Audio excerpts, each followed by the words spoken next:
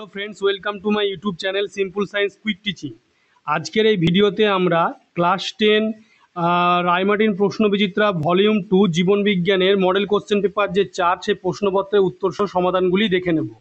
তোমরা প্রথমে দেখতে পাচ্ছ 15টি এমসিকিউ রয়েছে। তো প্রথম এমসিকিউটি হচ্ছে সন্ধ্যা মালতী ফুল কম আলোতে ফোটে আবার দিনের বেলায় বেশি আলোকে মুদে যায়, এটি এক প্রকার ফটোনেস্টিক চলন। উদ্ভিদ হরমোন কিছু কাজ দেওয়া আছে, তো এটি হবে কোনটি? এটি হবে 2 ও 4। এবার 3 দাগে যেটি রয়েছে, যে ধরনের পেশি হাতকে দেহ অক্ষ থেকে দূরে সরে যেতে সাহায্য করে তার নাম হলো ডেলটয়েড পেশি। 4 দাগে কোষ্টকের দশাগুলি সঠিক পর্যায়ক্রমে G1S G2M। এরপরে নেক্সট যেটি রয়েছে 5 দাগে, সেটি দেখে নাও। 5 দাগেটি হচ্ছে নিষেকের আগে ভ্রূণস্থলে কোন নিউক্লিয়াসটি 2N ক্রোমোজোম বিশিষ্ট থাকে? এটা হবে নির্ণীত নিউক্লিয়াস। দীর্ঘ সুপ্তদশা আছে এমন বীজযুক্ত উদ্ভিদের কম সময়ে বংশ বিস্তার করতে তুমি প্রদত্ত কোন পদ্ধতির সাহায্য নেবে? Micro propagation. মানুষের অটোজোম থাকা জিন দ্বারা প্রদত্ত কোনটি নিয়ন্ত্রিত হয় না? এটা হবে হিমোফিলিয়া। মানুষের লিঙ্গদের যে ক্রোমোজোমের উপর সম্পূর্ণ সেটা হবে ওয়াই ক্রোমোজোম। এবারে নেক্সট যে প্রশ্ন রয়েছে, প্রকট ও প্রচ্ছন্ন গুণগুলি মিশ্রিত না হয়ে গ্যামেট গঠনকালে পরস্পর থেকে পৃথক হয়ে যায়, এটি হলো পৃথকীভবনের সূত্র। সম্পূর্ণ বিভেদিত 4 প্রকোষ্ঠযুক্ত হৃৎপিণ্ড দেখা যায় যে সরীসৃপে, সেটি হলো কুমির। প্রদত্ত কোনটি শারীরবৃত্তীয় অভিযোজন? এটি হবে সুন্দরী গাছের লবণ গ্রন্থির উপস্থিতি। এবারে নেক্সট যে প্রশ্ন রয়েছে, উটের দেহ থেকে জলের যে বাষ্পীভবন রোধের একটি উপায় হলো চামড়া পুরু ঘর্মগ্রন্থির সংখ্যা কম। যে ব্যাকটেরিয়া উদ্ভিদ ও প্রাণীর মৃতদেহ থেকে NH3 তৈরির সঙ্গে যুক্ত, সেটি হলো ব্যাসিলাস মাইকয়েডিস। 14 থেকে বায়ুতে পরাগরেণু ছত্রাকের রেণু ধূলিকণার পরিমাণ হঠাৎ বেড়ে গেলে প্রদত্ত কোন সমস্যা হওয়ার সম্ভাবনা বৃদ্ধি পায় তা স্থির করে? এটি হবে অ্যাজমা। এরপরে নেক্সট যে প্রশ্ন রয়েছে, জাতীয় উদ্যান ও অভয়ারণ্যের মধ্যে নিচের পার্থক্যগুলি বিবেচনা করো, কোনগুলি সঠিক তা বেছে নাও। এটি হবে ক, এ ও সি। এরপরে নেক্সট যে বিভাগ খ, সেই খ দাগের প্রশ্নপত্রের সমাধানগুলি দেখে নাও। বিএমআর নিয়ন্ত্রণকারী হরমোনের নাম কি? এটি হবে থাইরক্সিন হরমোন। এরপরে 2.2 দাগে রয়েছে ফান্নের যৌনক্রমে দৃশ্যমান দশাটির নাম কি? এটি হবে রেণুধর দশা। এরপরে 2.3 দাগে রয়েছে জীবের কোন চারিত্রিক বৈশিষ্ট্যের বাহ্যিক প্রকাশকে কি বলে? এটি হবে ফিনোটাইপ। এরপরে নেক্সট যে প্রশ্ন রয়েছে 2.4 দাগে প্রকরণ সৃষ্টির মূলে রয়েছে, এটা হবে প্রকরণ সৃষ্টির মূলে রয়েছে মিউটেশন।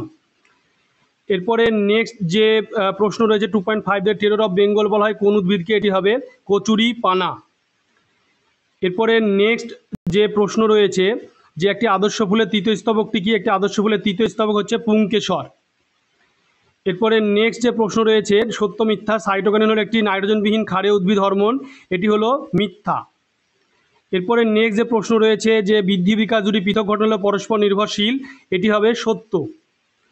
এরপরে নেক্সট যে প্রশ্ন রয়েছে 2.9 দাগে অসম্পূর্ণ প্রকটতার ক্ষেত্রে জিনোটাইপ ও ফিনোটাইপ একই হয়, এটিও হবে সত্য।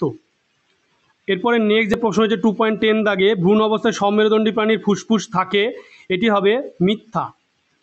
এরপরে 2.11 দাগে যেটি রয়েছে জলাভূমিকে প্রকৃতির বৃক্ষ বলে, এটি হবে সত্য। কোরোয়েড লেন্সের বক্রতা আকারে পরিবর্তন ঘটে চোখের উপর সাহায্য করে, এটি হবে সত্য। এরপরে দেখতে পাচ্ছ ডান বাম মেলানো রয়েছে, সেই ডান বাম মেলানোগুলি তোমরা দেখে নাও। 2.13 দাগে উদ্ভিদের সাড়া প্রদান ক্রেস্কোগ্রাফ, NOR গৌণখাজ, লাল বর্ণন্দতা প্রোটানোপিয়া, সুন্দরী শ্বাসমূল, গ্রিনহাউস গ্যাস হবে মিথেন, থিওব্যাসিলাস এটা হবে ডিনাইট্রিফাইং ব্যাকটেরিয়া। এরপরে নেক্সট যে প্রশ্ন রয়েছে, যে ইস্ট্রোজেন কোন গ্রন্থি থেকে ক্ষরিত হয়? ইস্ট্রোজেন পিনিয়াল গ্রন্থি থেকে ক্ষরিত হয়।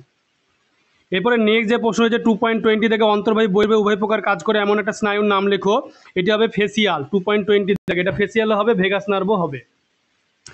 এরপরে 2.21 দাগে রয়েছে যে হাইড্রাকোরোকোদ্গম প্ল্যানেরিয়া কি হবে? 2.21 দাগে এটা হবে পুনরুৎপাদন।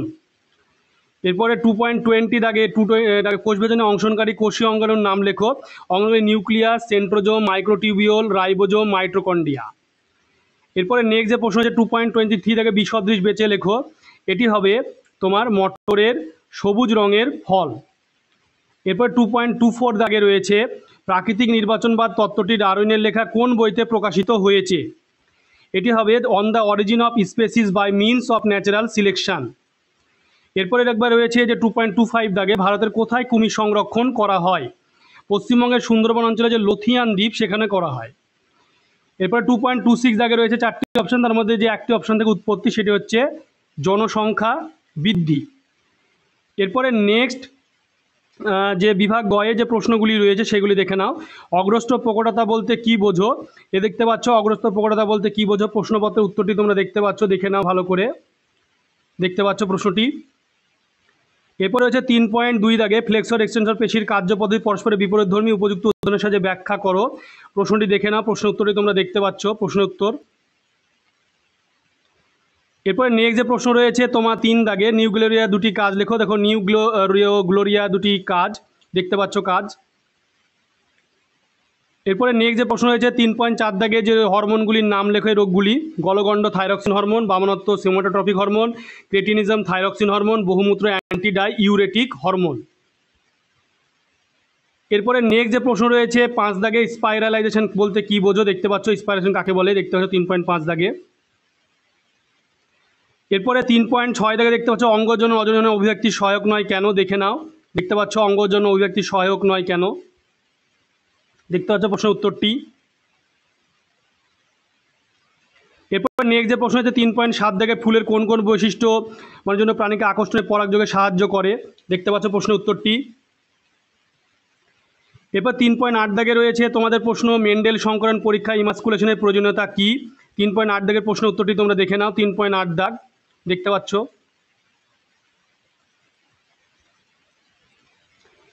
এরপরে 3.9 দাগে যে প্রশ্নটি রয়েছে সেটি দেখে নাও, যে একজন মহিলা কখন হিমোফিলিয়া আক্রান্ত হবে, কখন হিমোফিলিয়া বাহক হবে, দেখতে পাচ্ছ প্রশ্নটি এবং উত্তরটি দেখতে পাচ্ছ তোমরা।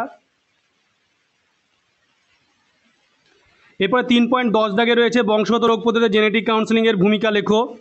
3.10 দাগের প্রশ্নের উত্তরটি দেখে নাও, জেনেটিক কাউন্সেলিংয়ের ভূমিকা। এরপরে 3.11 দাগে রয়েছে যে জীব সৃষ্টির আধুনিক সংশ্লেষবাদ বলতে কি বোঝো, দেখতে পাচ্ছ জীব সংশ্লিষ্টির আধুনিক সংশ্লেষণবাদ। এরপরে 12 দাগে তোমরা দেখতে পাচ্ছ সুন্দরী গাছে শ্বাসমূলের অভিযোজনগত গুরুত্ব লেখো। দেখো অভিযোজনগত গুরুত্বটি দেখতে পাচ্ছ। এরপরে 13 দাগে তোমরা দেখতে পাচ্ছ যে ডারউইনময় মতবাদ অনুসারে যোগ্যতম উদ্বর্তন কিভাবে ঘটে ব্যাখ্যা করো, দেখতে পাচ্ছ যোগ্যতম উদ্বর্তন কিভাবে ঘটে ব্যাখ্যা করো। এরপরে 14 দাগে দেখতে পাচ্ছ এক্সিডু সংরক্ষণের সুবিধা অসুবিধা লেখো। এক্সিডু সংরক্ষণের সুবিধা অসুবিধা দেখতে পাচ্ছ লেখা রয়েছে, ভালো করে দেখে নেবে, স্ক্রিনশট মেরে তোমরা লিখে নিতে পারো। এরপরে 15 দাগে প্রশ্ন রয়েছে তোমাদের জন্য, দেখতে পাবে যে প্রদত্ত যে দূষণগুলি দেখো স্টোন লেপ্সিওসি, ওজন গহ্বর, এগুলো দেখতে পাচ্ছ প্রশ্ন উত্তরটি। এবারে 16 দাগে ক্রমবর্ধমান জনসংখ্যা অরণ্যের ওপর কী প্রভাব বিস্তার করে, দেখতে পাচ্ছ অরণ্যের উপর প্রভাব বিস্তার, ক্রমবর্ধমান জনসংখ্যার অরণ্যের উপর প্রভাব বিস্তার।